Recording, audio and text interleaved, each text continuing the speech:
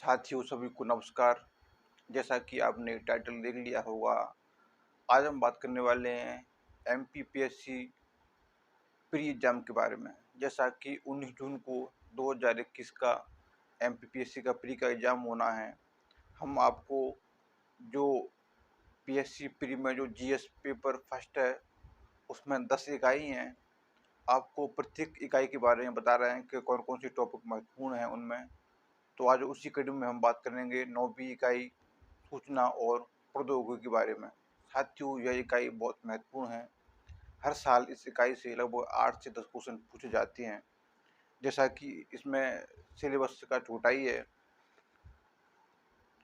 जैसा कि इसमें दे रखा है इलेक्ट्रॉनिक सूचना एवं संचार प्रौद्योगिकी, रोबोटिक्स, आर्टिफिशियल इंटेलिजेंस एवं cyber security, e governance, internet एवं social networking site, e commerce.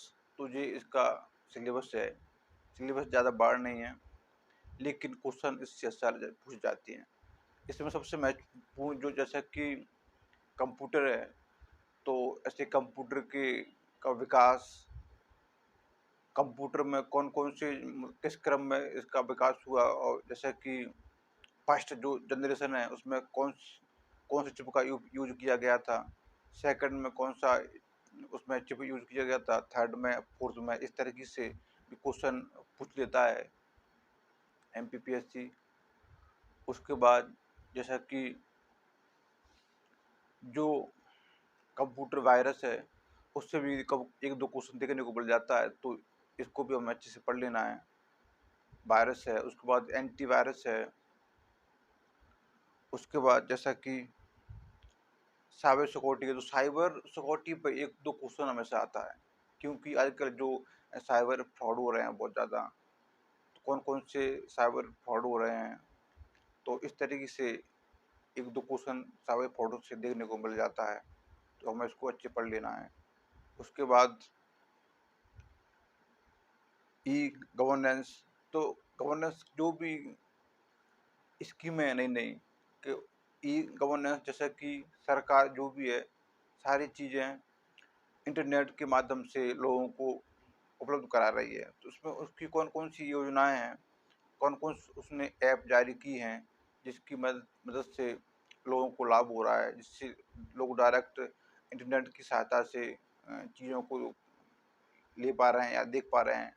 तो इस तरीके से ई गवर्नेंस वाला भाग भी महत्वपूर्ण हो जाता है। इसके बाद इंटरनेट और सोशल नेटवर्क साइट। तो इंटरनेट और सोशल नेटवर्किंग साइटें हैं, जैसे कि फेसबुक है, ट्विटर है। तो इनकी प्रमुख जो इसके प्रमुख कौन हैं और इसकी स्थापना कब हुई, तो एक दो क्वेश्चन जहाँ से हमें देखने को मिल जाता है। तो ये भी टॉपिक बहुत महत्वपूर्ण हो जाता है, तो इसको भी हमें अच्छे से पढ़ लेना है।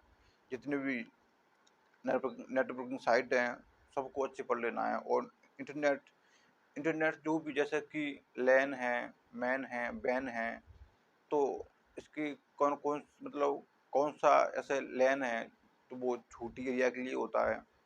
मैन है तो बड़ी एरिया के लिए, बड़े कैंपस के लिए होता है। तो इस तरीके से हम इनको, और इनकी कभी कभी वो फुल फॉर्म वो पूछ लेता है कि लैन मैन का फुल फॉर्म क्या है, तो इनको भी आपको अच्छी तरीके से पढ़ लेना है। उसके बाद जैसा कि इसमें ई कॉमर्स, तो ई कॉमर्स में जैसा कि आजकल सरकार कौन कौन सी जो ई कॉमर्स है उस संबंध कौन कौन सी सरकार की योजनाएं हैं, सरकार कौन कौन सी योजनाओं को लागू कर रही है। तो इस तरीके से इस टॉपिक भी ई कॉमर्स काफ़ी महत्वपूर्ण हो जाता है साथियों, और इसको भी हमें अच्छे से पढ़ लेना है। जैसे कि इसमें इसका कब विकास हुआ, ई कॉमर्स का, इस तरीके से इसके कौन कौन से कार्य क्षेत्र हैं, तो ये भी टॉपिक काफ़ी महत्वपूर्ण है। और इसमें हमें ज़्यादा कुछ नहीं पढ़ना है।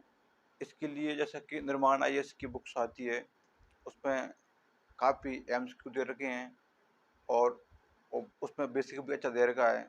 तो उस बुक को आपको पढ़ लेना है, ज़्यादा आपको कुछ नहीं पढ़ना। उस किताब में जो भी सारे एमसीक्यू दे रखे हैं, यदि हम उनको भी अच्छे से लगा लेते हैं ना, तब तक हमारे अच्छे क्वेश्चन हम हल कर पाएंगे।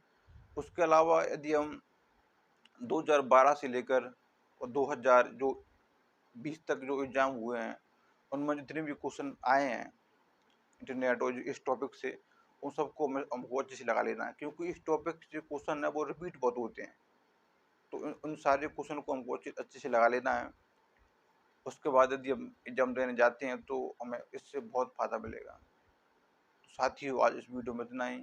धन्यवाद।